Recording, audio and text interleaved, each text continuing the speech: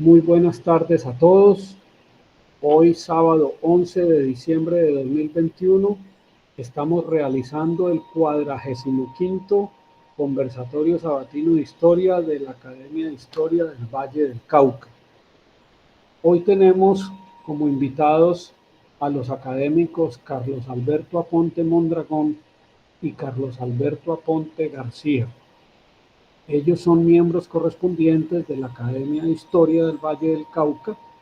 y hoy nos van a presentar una conferencia titulada Historia de la Justicia Transicional en Colombia. El doctor Carlos Alberto Aponte Mondragón es abogado egresado de la Universidad Central del Valle del Cauca.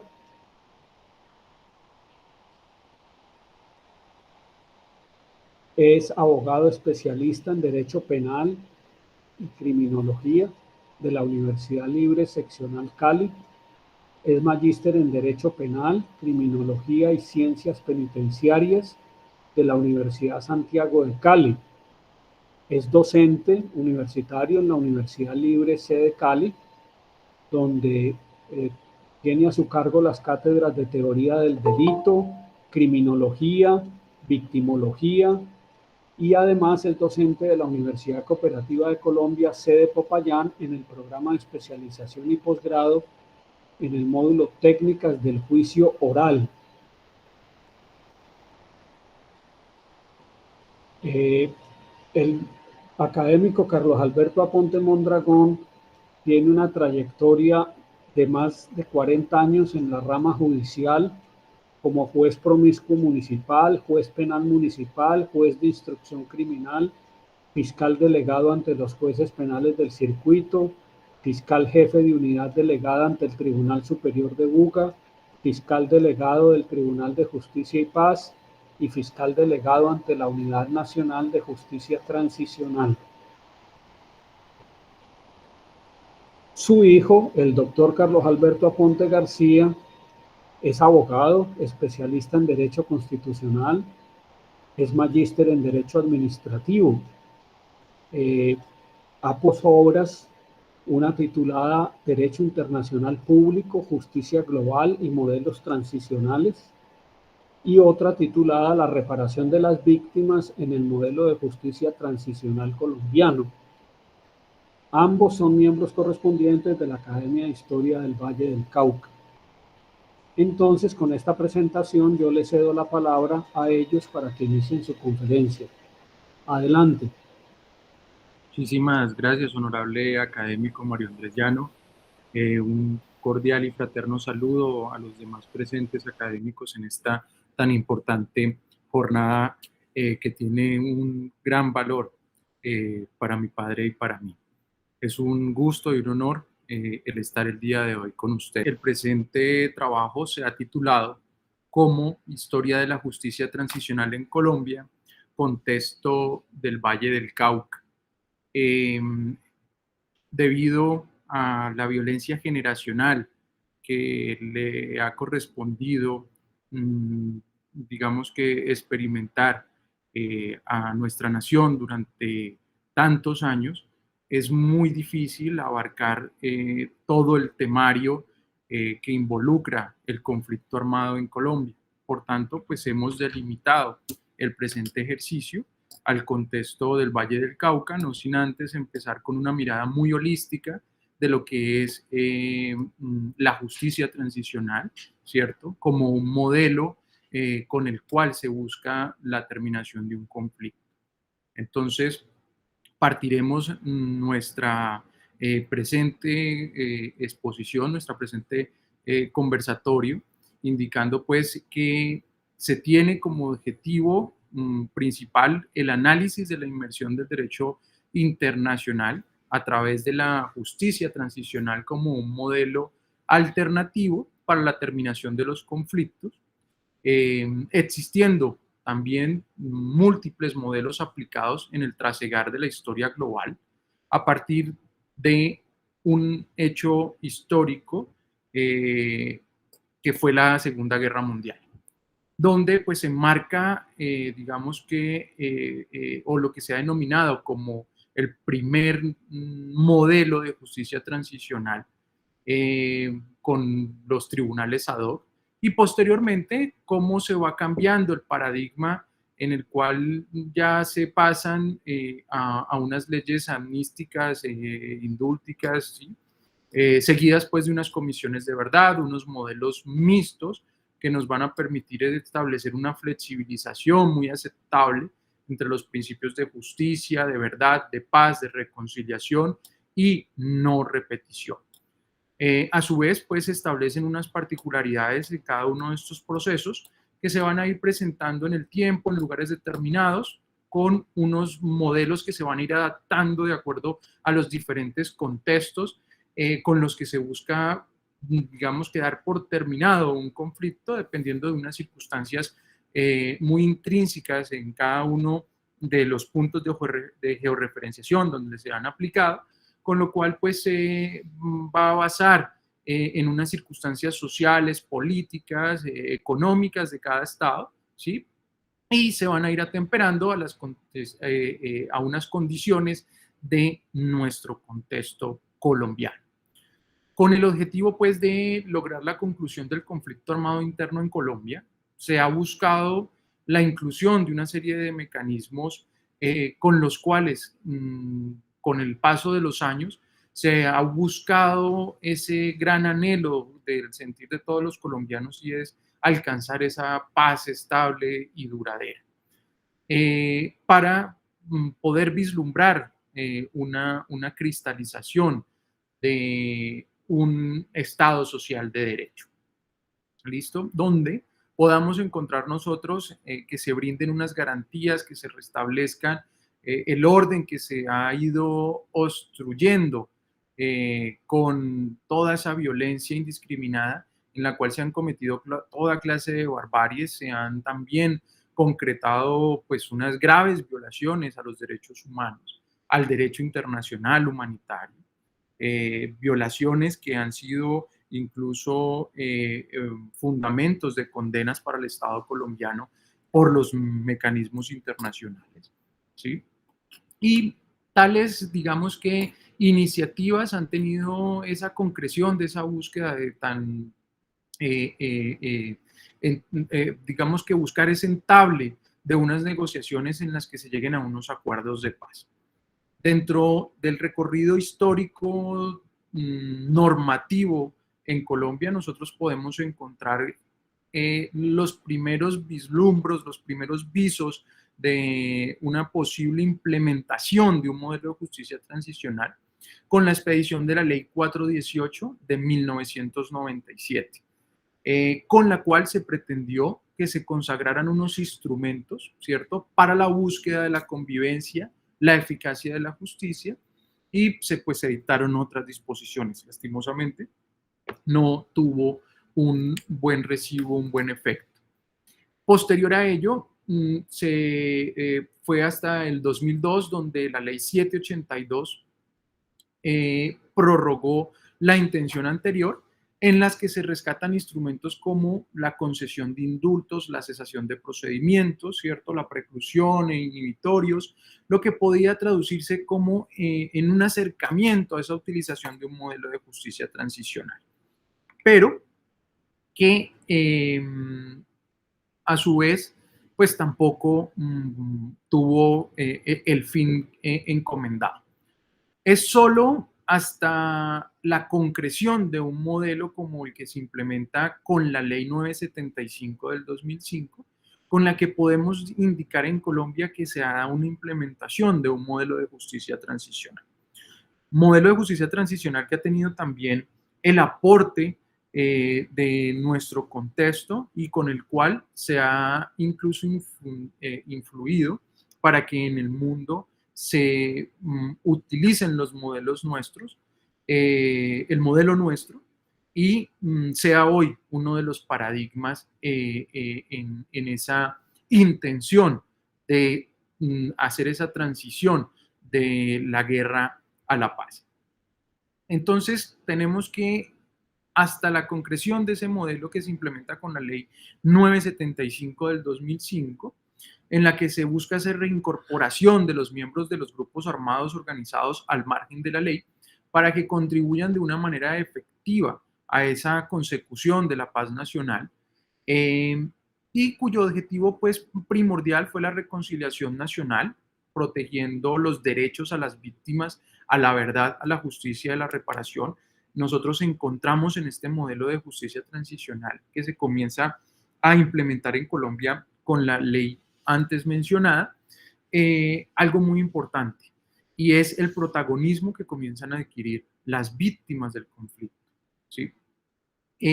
Con esta iniciativa pues se incorpora el sistema de justicia y paz, que en su momento pues ha sido y sigue siendo muy cuestionado por su gran margen de insatisfacción en esos objetivos propuestos, pero que se consagra como una implementación de un verdadero sistema de justicia transicional en Colombia. Con posterioridad, a partir pues de los acuerdos de La Habana que recientemente se lograron firmar, encontramos que el modelo de justicia transicional se robustece, se marca en un conglomerado jurídico colombiano, de tal forma que se propicia una reforma constitucional, dando paso a lo que se ha denominado como la Jurisdicción Especial para la Paz, en la que pues van a converger unos postulados de la justicia transicional, pero también de un modelo de una justicia restaurativa. Entonces, vemos desde allí que el caso colombiano es un caso que se convierte en emblemático desde un punto de vista académico para su estudio. Entonces, con un sistema con el cual se da respuesta o que se busca dar una respuesta efectiva a las víctimas del conflicto armado interno, se ponen en marcha una serie de instrumentos que van a permitir la reparación integral, que van a permitir ese cambio de concepción de una reparación para las víctimas enmarcado simplemente en unos factores netamente económicos, y vamos a encontrar que las víctimas hoy en día son protagonistas, son el centro, el eje fundamental, legitimador de los procesos de justicia transicional en Colombia. Y pues allí se ve con mucha preocupación el cumplimiento efectivo de las garantías que allí se contienen,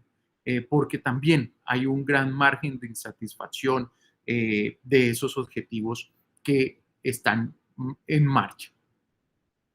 Tras los conflictos bélicos que encontramos nosotros, a través de, digamos que unos episodios de la historia reciente, desde el punto de vista global, nosotros encontramos que esos conflictos bélicos de la mitad del siglo pasado, su fuerte reacción, el abatimiento mundial, esos estados, las organizaciones internacionales comenzaron a vislumbrar una necesidad de conceptuar y definir cómo podía coincidirse la justicia transicional y permitir la ejecución de unos mecanismos alternos a la justicia ordinaria que se tenía presente, con el fin de superar esos regímenes autoritarios, esos regímenes violentos, violatorios de los derechos humanos y del derecho internacional humanitario. Por tanto, la justicia transicional debe entenderse desde toda óptica como un mecanismo alternativo, digamos que, o diferente por lo menos a los mecanismos convencionales, ¿cierto? Con el cual se busca superar las dificultades devenidas de un pasado violento, de un pasado irrespetuoso de los bienes jurídicos protegidos por el derecho internacional, en procura de que los perpetuadores también se involucren y colaboren efectivamente en la constitución de la paz. Es importante su protagonismo también, porque con ello se va a buscar la reconciliación nacional, se va a dar paso a que hayan mecanismos efectivos de justicia y además que haya un resarcimiento a las víctimas. De esa manera, pues encontramos nosotros estos procesos como aptos y preferentes para hacer entonces una transición efectiva entre la guerra, de la guerra a la paz. Dispuestos pues en los mecanismos alternativos, se enfrentan a la necesidad de conseguir una paz, una reconciliación, además tienen una posibilidad muy grande de contener unas fórmulas judiciales, también fórmulas no judiciales, que permiten, digamos que,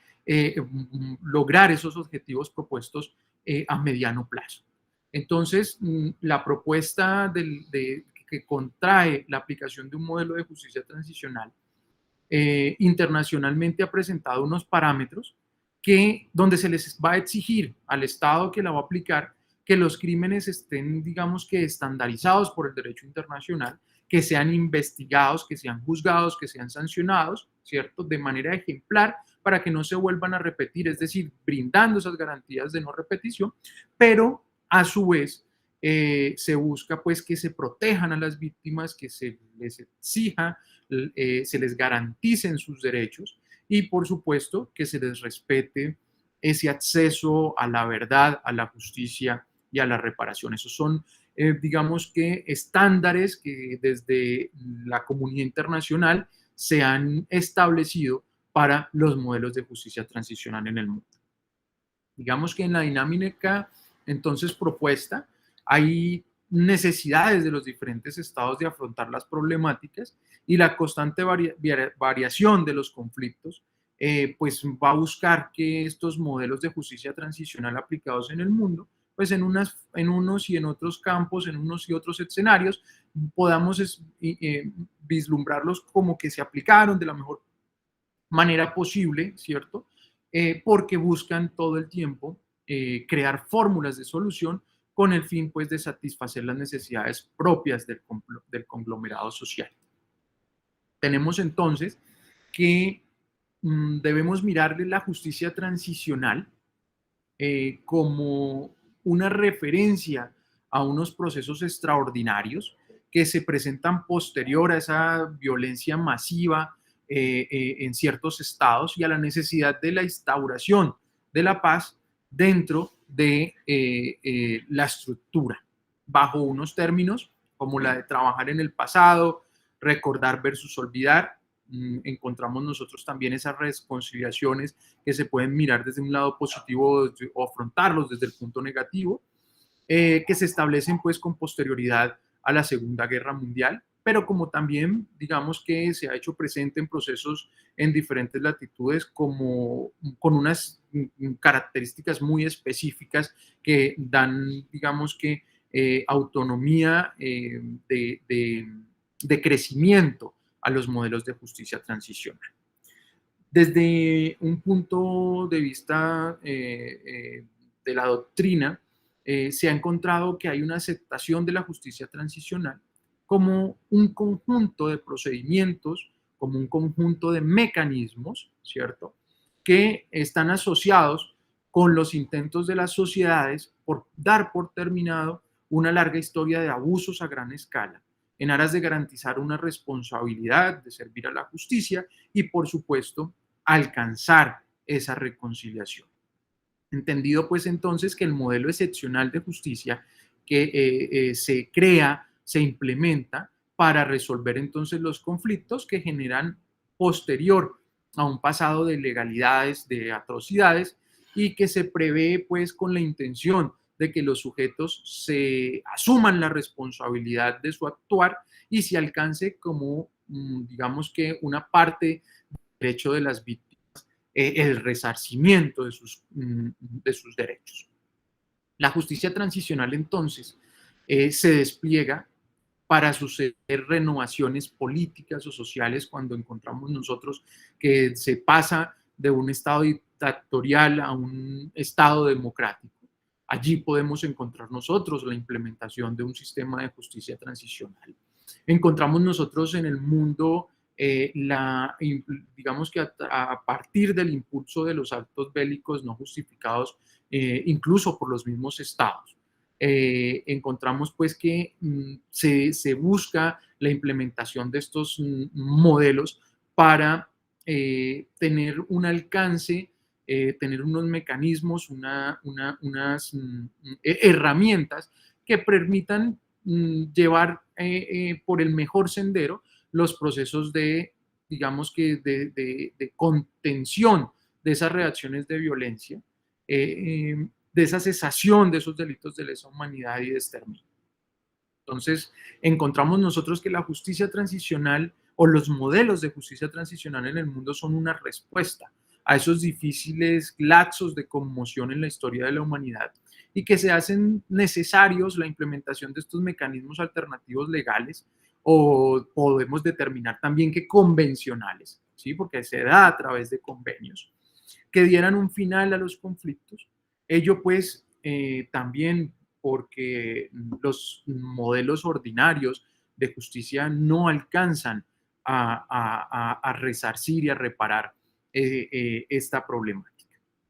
Encontramos también que tenemos nosotros que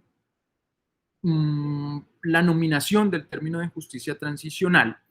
empieza a consolidarse a partir de mediados de los años 90, ¿sí? Tras el análisis de los cambios de los regímenes democráticos europeos y centroamericanos a finales de los 80, comienzos de los 90. Pero su uso con fines académicos nosotros lo encontramos desplegado 10 años más tarde, desde el año 2000 y en la actualidad insisten incluso organismos especializados dentro de las universidades, dentro de las entidades académicas, que se dedican al análisis de la justicia transicional. Tenemos entonces que ese término de justicia transicional surge por primera vez con referencia a esos procesos de transición de esa democracia de la Europa Central y de la América Central, ¿sí? Y que se afianzan al pasar de los años, siguen siendo unos elementos que están en auge, que están en boga por su importancia, y que nosotros en Colombia tenemos en estos momentos la aplicación de un modelo de una justicia transicional que está en constante evolución, con el que se ha buscado la finalización de la guerra, que ha permitido la expansión de, digamos que de las concesiones que hoy exige el contexto colombiano. El concepto pues, de justicia transicional lo vamos a encontrar nosotros divididos en tres fases o tres etapas, ¿sí? En las que las encontramos nosotros marcados a lo largo de la historia y que bajo las necesidades de los modelos fueron pensados como propicios o indicados, aunque posteriormente cada uno de ellos fue derogando al anterior, ¿sí? La justicia transicional ha ido evolucionando conforme pasa el tiempo. Entonces encontramos nosotros que la primera fase vamos a encontrar como ese establecimiento de ese nuevo orden democrático mundial, con el fin de que se dejara atrás el gran caos que había dejado la última guerra de alta intensidad, es decir, la Segunda Guerra Mundial. ¿Por qué no se habla, o se preguntarán ustedes, por qué no hablamos en principio de esa implementación de transición de una justicia que se dio en la Primera Guerra Mundial? Pues la Primera Guerra Mundial no se toma desde un punto de vista teórico para reconocer la implementación de un modelo de justicia transicional, porque sencillamente lo que se implementó después de la posguerra no sirvió absolutamente para nada, porque vimos que se desencadenó una segunda guerra. Entonces es a partir de la posguerra, de la Segunda Guerra Mundial, que comienza a tenerse concepción del modelo de justicia transicional, muy referido a esos juicios de Nuremberg, donde se aplicaron unos modelos de justicia transicional. Encontramos entonces una segunda etapa, una segunda fase donde se desarrollan pues la relación a esos cambios democráticos, sobre todo en esas dictaduras latinoamericanas y por supuesto pues también algunos puntos especiales en Europa, donde los regímenes no se limitaban por los derechos humanos, sino que era más importante el desarrollo político, ¿sí? Y los conflictos no tenían un carácter interestatal, sino que tenían una situación que eran internas. Entonces, la segunda fase nosotros la vemos asociada con esas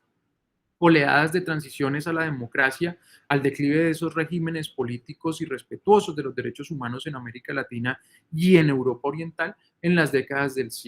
últimas décadas del siglo XX.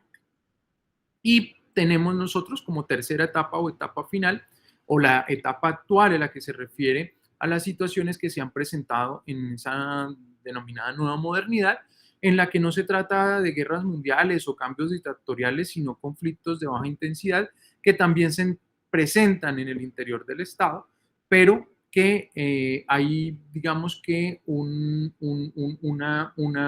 impacto por parte de la comunidad internacional, unas exigencias por parte de la comunidad internacional, y entonces vemos que hay un acogimiento de unas vertientes políticas, de la fijación de unas políticas internacionales en las que se busca que primero se estabilice la democracia, pero a su vez se busca una estabilización del Estado y se cesen todos esos vejámenes, todo ese conflicto interno, toda esa oleada de transgresiones y de barbarie. Encontramos nosotros pues que esos conflictos que se presentan en la actualidad se encuentran incluso inmersos en regímenes democráticos sólidos, pero que necesitan de la justicia transicional como el mecanismo salvador para terminar con el conflicto, ya que pues por las vías legales obviamente no se ha podido poner fin. Entonces, nosotros encontramos que el uso de la justicia transicional como modelo cada día se va reinventando, va robusteciéndose con el reconocimiento de derechos humanos, ¿sí? Y que vemos que a pesar de que la justicia transicional, como su nombre lo indica, es para una época de transición, viene a fijar unas políticas estrictas que van a perdurar en un campo, en un margen importante en el tiempo, es decir, vienen para quedarse, ¿sí? Por tanto, podemos decir que la justicia transicional está influenciada por épocas de evolución política y que requieren imperantemente la necesidad de superar las transgresiones realizadas en la guerra, sea interna o sea internacional, y se resuelve con la implementación de normatividades alternativas que van a dar respuesta a las necesidades propias de cada conflicto. Entonces, la justicia transicional también se amolda a las situaciones, a los contextos propios de cada situación. Es decir, que la justicia transicional no va a negar que hay unos altos niveles de complicación que se pueden presentar en el interior de un Estado, pero se va a armonizar con ese sistema interno, ¿sí? Porque, les recuerdo, como lo he venido mencionando, se trata de la implementación de acuerdos que estén, digamos que, en concordancia con unos lineamientos impartidos desde el campo internacional, por supuesto, sobre una justicia interna con el fin de que cese la impunidad, de que cesen los crímenes, que cesen las vulneraciones de los derechos y que el Estado vuelva y tome la aplicación de medidas que permitan frenar esas olas de transgresiones. Entonces, la discusión está en que la justicia transicional entra a ser un modelo que viene a poner freno a esas violaciones masivas de derechos humanos dentro de los estándares internacionales, dentro de ese esquema que se ha ido tejiendo en el campo por los organismos internacionales, pero que dentro del contexto interno busca unos objetivos específicos como es la obtención de la paz, donde hay que reconocer que para la obtención de esa paz estamos hablando de unos elementos de una gruesa complejidad, donde van a fusionarse los intereses jurídicos, políticos, éticos, ¿sí? Que van a restablecer el orden. Entonces, hablar de paz como principio hay que aterrizarlo al contexto colombiano como uno de los grandes objetivos que va a reivindicar la sociedad, ¿sí? Que lo viene solicitando de forma ferviente para que se aplique una justicia donde no solamente se considere, digamos que, la imposición de un sistema penal, que es el llamado a protagonizar muchas veces la resolución de conflictos de esta índole, sino que se busquen otros estadios, otros mecanismos para poder que haya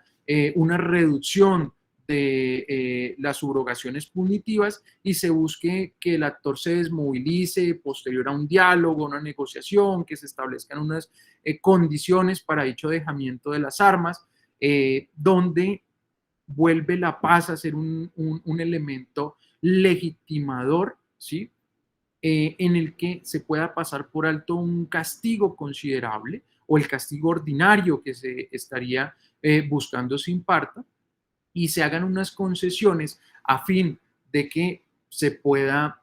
continuar con la construcción del orden. Entonces, la justicia alternativa, esta justicia transitoria, en el trasegar de la historia global, pues nosotros hemos visto que se va consolidando, como se los he venido diciendo, a partir de la Segunda Guerra Mundial, eh, pero que va a ir desarrollando todos unos enigmas, va a romper unos paradigmas entre esa tensión del castigo, de la verdad, de la paz. Es decir, que se van a establecer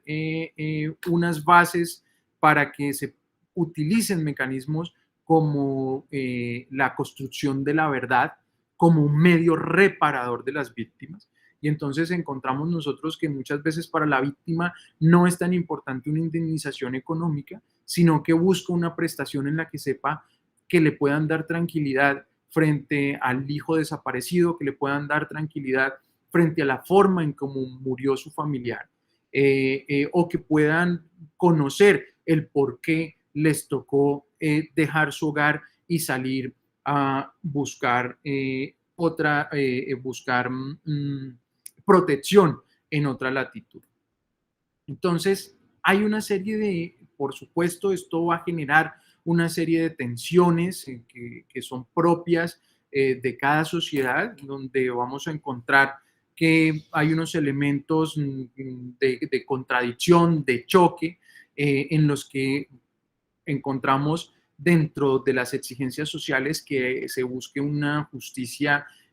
dura, que los victimarios prácticamente reciban unas grandes sanciones, unas grandes penas, pero que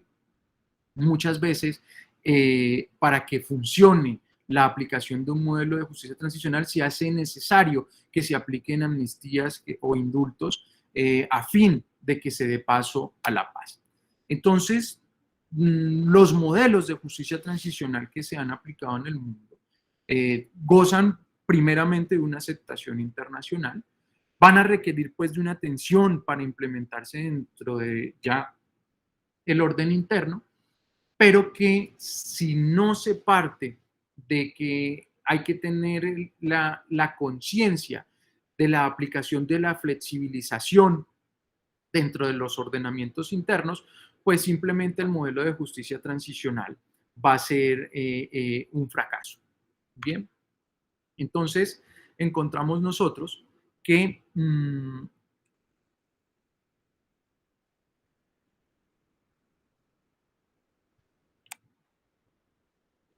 hay dentro del campo internacional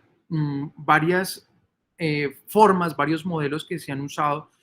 para darle finalización a los conflictos que se han presentado en el mundo, donde se han experimentado pues guerras civiles, violencias impulsadas por los mismos estados, conflictos con grupos subversivos, donde se han utilizado unos modelos de justicia transicional que han permitido pasar la página, continuar adelante y la formación de un nuevo conglomerado social. A ello, es importante indicar que se han presentado unos tribunales internacionales de justicia transicional, como conocidos también como esos tribunales ad hoc, que han buscado establecer unas sanciones ejemplarizantes, ¿cierto? Que tuvieron también unos elementos de leyes de olvido, ¿cierto? En los que se menciono nuevamente esos modelos de amnistías e indultos que buscaban que la sociedad cediera frente a la justicia retributiva, ¿sí? Para buscar la consecución del derecho a la paz. Entonces, los fiascos que ha existido dentro de la implementación de modelos de justicia transicional en el mundo han sido muchas veces porque no se ha buscado la reparación de las víctimas, sino que se ha buscado que no se perpetúen más los vejámenes, las violaciones de los derechos, pero se han dejado a un lado los derechos de las víctimas. Los modelos como el colombiano, que desde el campo internacional entra a ser paradigmático, pues se encuentra que ha encontrado una aceptación importante porque ha protegido el derecho de las víctimas a conocer la verdad sobre lo acaecido y pues va a instaurar comisiones de verdad como requisito de los subrogados penales y va a tener unos modelos en los que va a encontrar unos modelos, unas herramientas en los que se van a encontrar pues la búsqueda de la verdad, la justicia, la reparación y la no repetición. Los tribunales ad hoc como primer modelo de justicia transicional, pues como se los he venido mencionando, lo encontramos nosotros posterior a la Segunda Guerra Mundial. El derecho se enfrentó en ese momento a dos situaciones de evolución. Una con relación al desarrollo del derecho internacional como lo conocemos hoy en día, con la creación de la Organización de las Naciones Unidas y la consolidación pues de robustos órganos que se fueran fortaleciendo con el paso de los años y que permitieran una mayor solidaridad entre las naciones. Al mismo tiempo que el descaimiento de la teoría del derecho positivo como una fuente de vinculatoriedad, de legitimidad del derecho, ¿sí? Que pues había tenido una hegemonía hasta la finalización de la Segunda Guerra Mundial y en lo que los estados en el mundo pues se encontraban temerosos de una siguiente guerra y entienden la amenaza de que si no cooperan, asimismo iban a establecer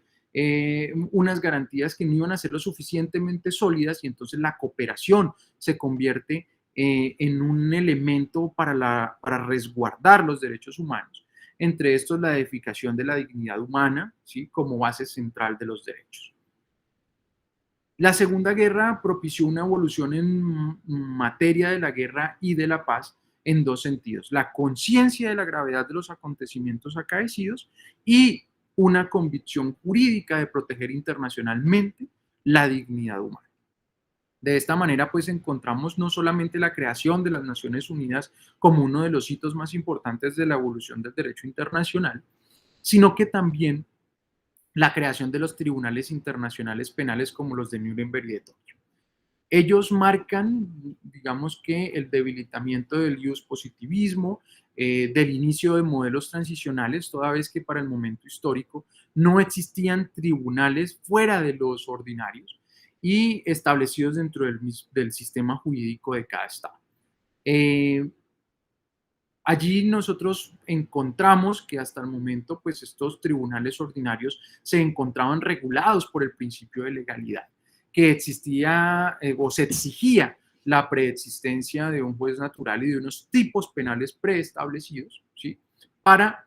sancionar las conductas transgresoras. Entonces la justicia internacional desplazaba la justicia interna para sancionar al individuo con sus tipologías penales establecidas a posterior a la conducta y pues no estaban determinado, esto no era posible siquiera pensarlo antes de la Segunda Guerra Mundial. Con los nacientes tribunales internacionales se rompe completamente ese esquema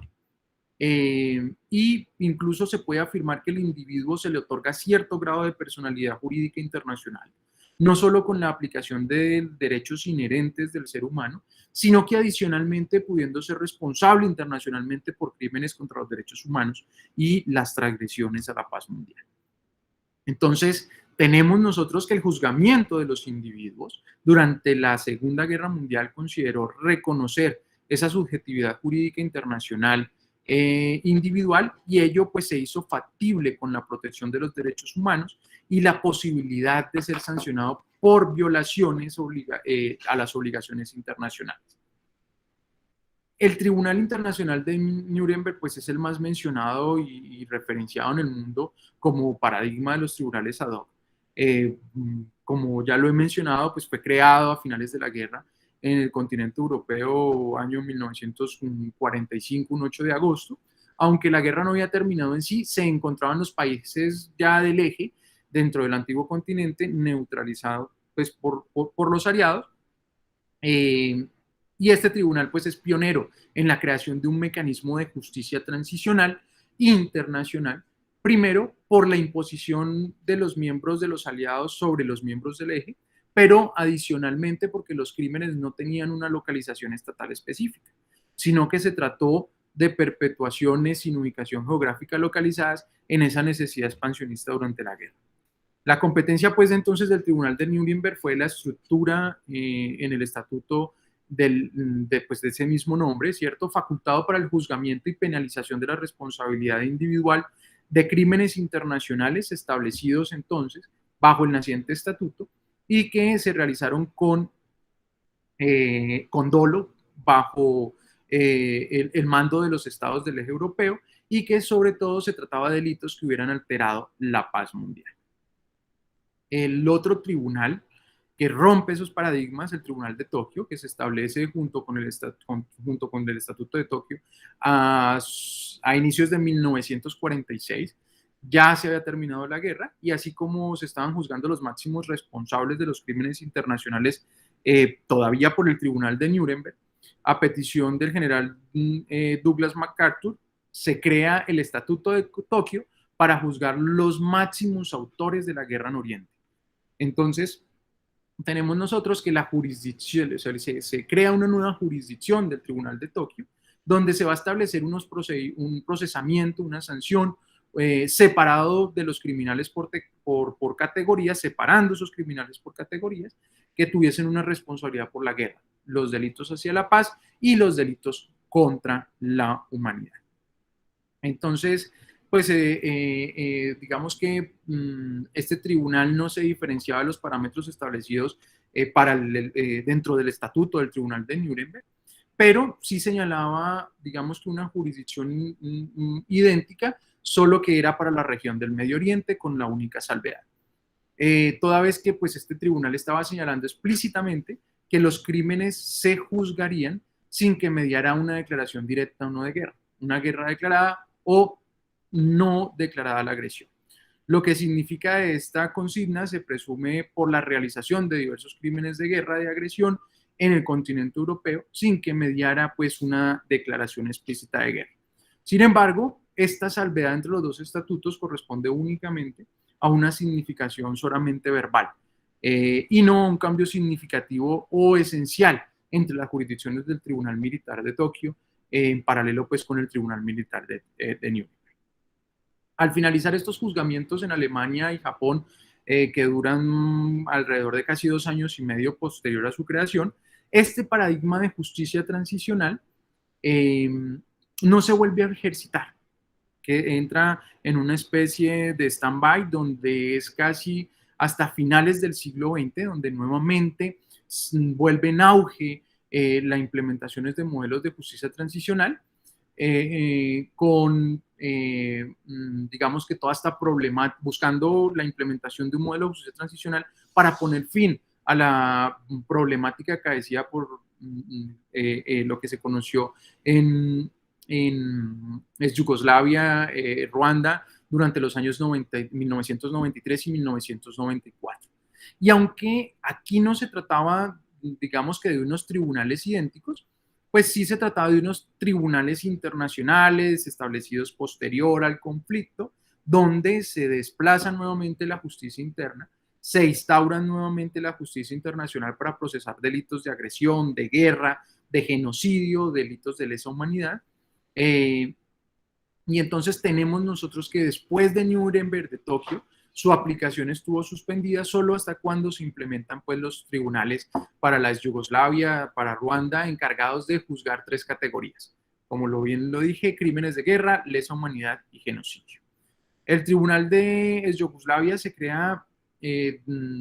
desde la Organización de las Naciones Unidas por medio del Consejo de Seguridad de las Naciones Unidas que expide la resolución 827 del 25 de mayo de 1993, en la cual se consignó disponer que el Tribunal Penal Internacional para Yugoslavia y el Tribunal Penal Internacional para Ruanda establecidos por el Consejo de Seguridad, actuando en virtud del capítulo 7 de la Carta de Naciones Unidas. Entonces, pues aquí es importante aclarar que las nacientes tribunales como los Yugoslavia y Ruanda ya no es una justicia establecida por los vencedores de la guerra, ¿sí? Como pasó en el anterior evento, sino que se trata de una justicia mancomunada por una organización internacional bajo la venia de 5 estados permanentes del Consejo de Seguridad. Que se entiende este modelo de justicia transicional como adecuado para la finalización del conflicto. Entonces, ese, digamos que a grosso modo, es unos paradigmas que viene y rompe la implementación de estos tribunales ad hoc, donde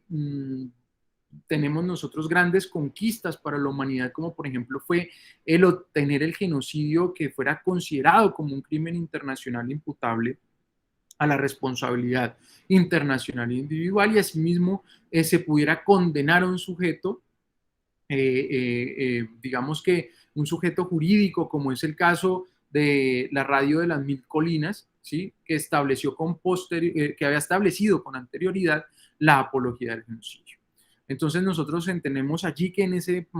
caso específico, puntual, se condenó a más de 60 personas por el crimen de genocidio, y además el primer tribunal que consideró la violación como genocidio, y el primer tribunal en condenar a un medio de comunicación internacional por la incitación al odio. Encontramos entonces que estos paradigmas que va a imponer la justicia transicional nos va a recrear una serie de beneficios punitivos con limitaciones y exigencias sobre los derechos de las víctimas. Entonces, se lanzan una serie de amnistías e indultos, ¿sí? Que me van a recrear unos procesos en los cuales se van a fijar unos nuevos paradigmas dentro de la justicia transicional que se conocía hasta la época,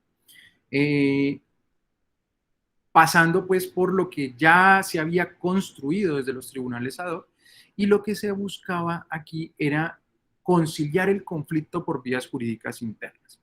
Entonces se buscaba que se trasladara la importancia atribuida al principio de justicia que había reinado después de la Segunda Guerra Mundial, para darle un preponderante importancia al principio de la paz, con el fin de que se terminara el conflicto armado. Entonces nosotros tenemos que el derecho internacional en la actualidad ha señalado pues que los crímenes estandarizados como competencia de la Corte Penal Internacional son el crimen del genocidio, los crímenes de lesa humanidad, los crímenes de guerra, los crímenes de agresión, que los encontramos nosotros allí refrendados en el Estatuto de Roma. Bueno, dentro de la definición sobre los crímenes de lesa humanidad y de guerra, son los delitos de mayor envergadura con los que se constituye una vulneración no solamente para el Estado que los padece, sino también para la misma humanidad. Entonces, los crímenes de lesa humanidad o crímenes contra la humanidad son, digamos que junto a los crímenes de guerra, los delitos más graves que el hombre puede cometer, y es un agravio para toda la humanidad en su conjunto. Por ende, frente a estos delitos no es posible ni es permisible la exoneración automática absoluta por parte de las autoridades del Estado. Incluso la Organización de las Naciones Unidas ha hecho claridad sobre la concepción de amnistías, en el sentido en que no podrán concederse frente a delitos penales internacionalmente castigables. Naciones Unidas ha dicho en reiteradas oportunidades que no se deben estimular ni condonar jamás las amnistías que impidan el enjuiciamiento de los responsables de crímenes de guerra de derecho internacional, como crímenes de guerra, genocidio, lesa humanidad, violaciones a los graves derechos humanos. A su vez, pues el derecho internacional ha establecido, digamos que como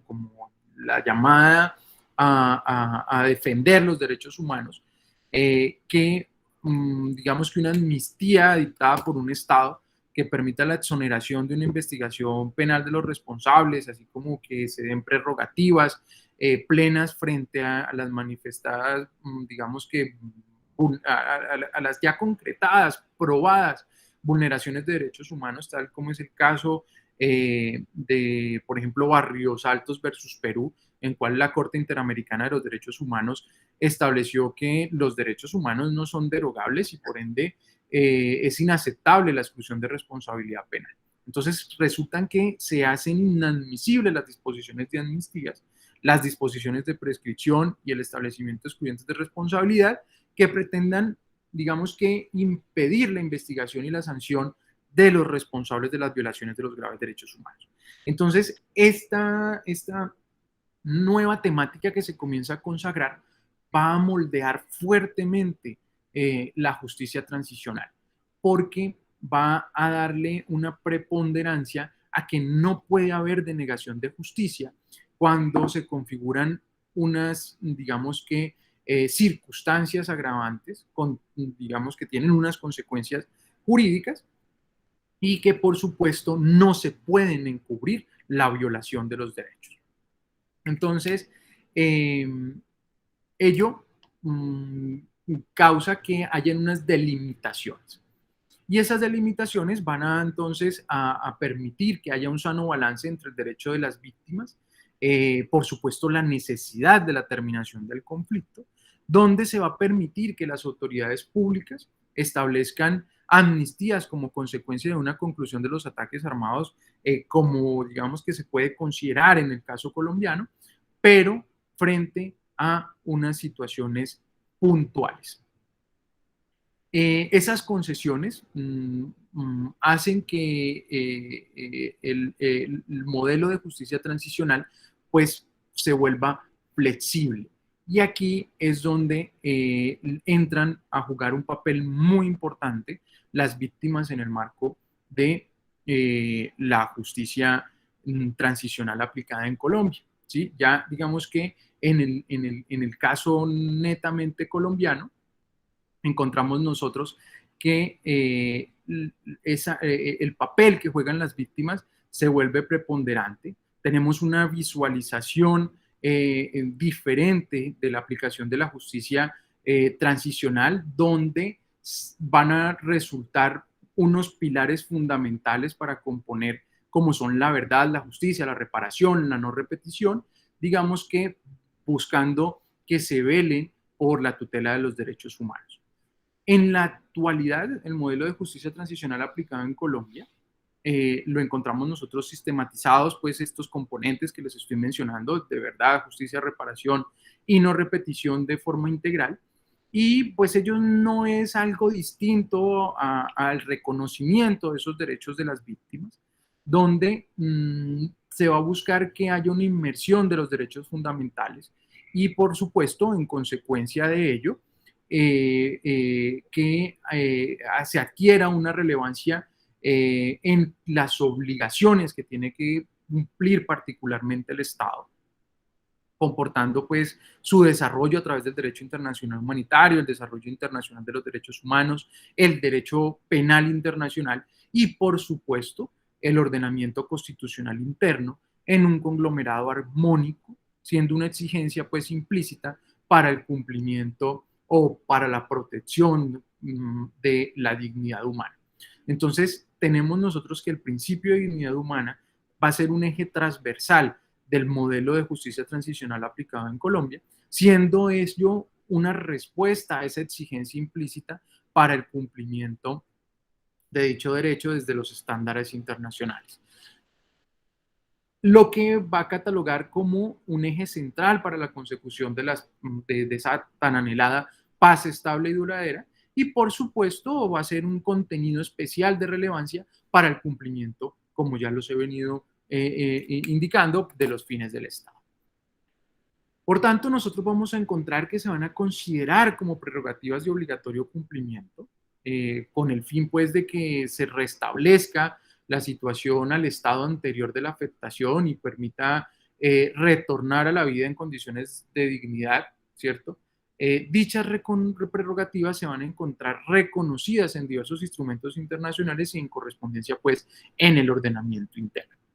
Ello nos lo ha indicado la Corte Constitucional, nos lo fijó en la sentencia T-129 del 2019, expuesta pues por el magistrado ponente José Fernando Reyes Cuartas, donde se establecieron las bases para lo que se ha denominado como el sistema integral, el cual va a establecerse mediante los acuerdos finales de paz, ese acto legislativo 01 del 2017, en el que se institucionaliza en cabeza de la Jurisdicción Especial para la Paz, constituyéndose pues como un modelo de justicia restaurativo que va a privilegiar la verdad frente a la reparación sobre el castigo, entendiendo en su tradicional sentido retributivo.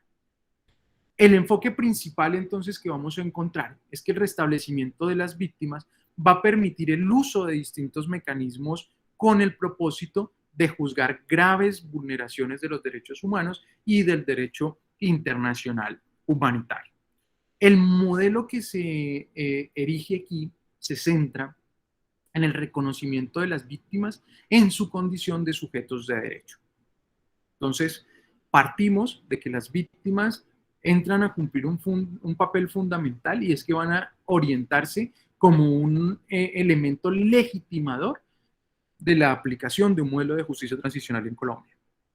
¿Por qué? Porque se va a buscar su restauración frente al daño ocasionado. Y entonces se va a buscar que haya un reconocimiento de los responsables, ¿cierto? Pero vamos a encontrar que se va a aplicar una justicia restaurativa frente a unos fundamentos retributivos. La aplicación de una justicia restaurativa para que preferentemente pues, se restaure del daño causado y la reparación a las víctimas afectadas por el conflicto. Con ello, lo que se va a buscar es la reconstrucción de ese tejido social. Se va a buscar que se propicie la reconciliación, pero sin que se pierda efectivamente de la sanción. La sanción entonces aquí no va a cumplir un papel preponderante, como yo se los venía indicando,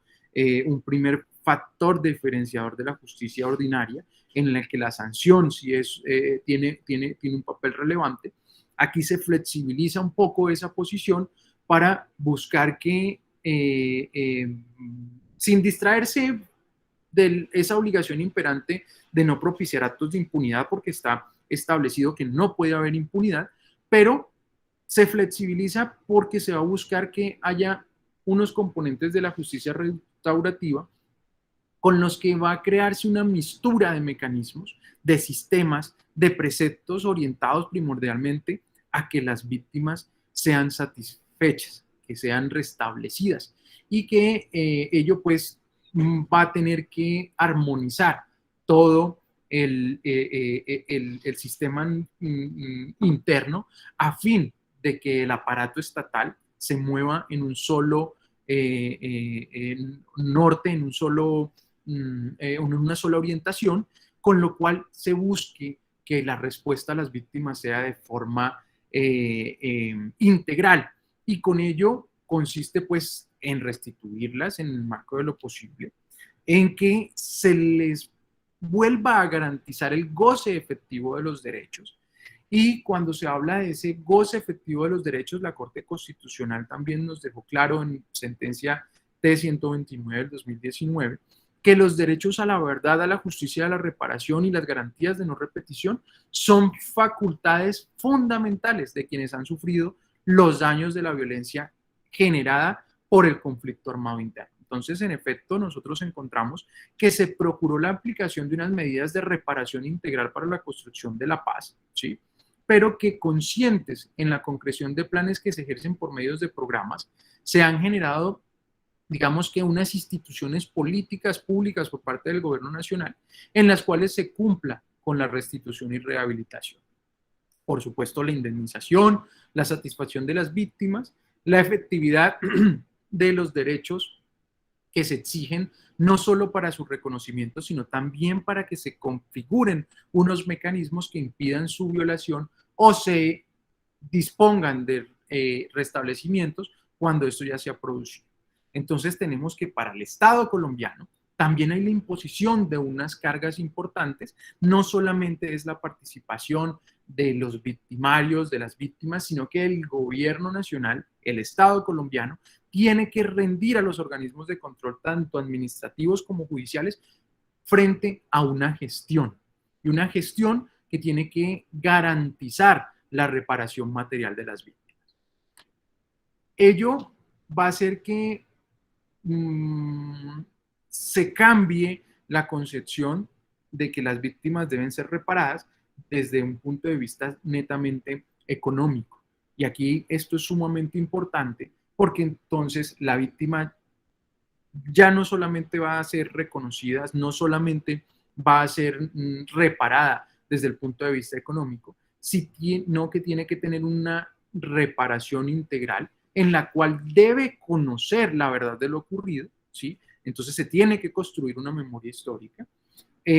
donde se le van a esclarecer los delitos que le afectaron de manera sistemática o masiva, ¿sí? Los derechos tanto de la víctima como tal, pero también con un impacto en la población en general. Y por tanto, se tiene que investigar y sancionar a los responsables de estos delitos para que esa reparación tenga el estatus de integralidad. Pues bien, esto es un argumento orientador y legitimador de estos mecanismos ideados para la consecución de los fines propuestos, y bajo este entendido se va a dar forma a una comisión para el esclarecimiento de la verdad, la convivencia y la no repetición. Encontramos nosotros el fundamento de la constitución de la Jurisdicción Especial para la Paz y la unidad de búsqueda de personas dadas por desaparecidas en el contexto y razón del conflicto armado. En conjunto, estas entidades lo que van a hacer es conformar un mecanismo con el cual se busca brindar las garantías que ya se han mencionado, y cada herramienta va a cumplir una función particular y concreta, dando pues paso a que sean estos organismos independientes y con autonomía para que puedan estar, pero que ello no quiere decir que no deban estar vinculados entre sí, por medio pues, de esa colaboración armónica sintetizada en protocolos y bajo la coordinación de un comité interinstitucional.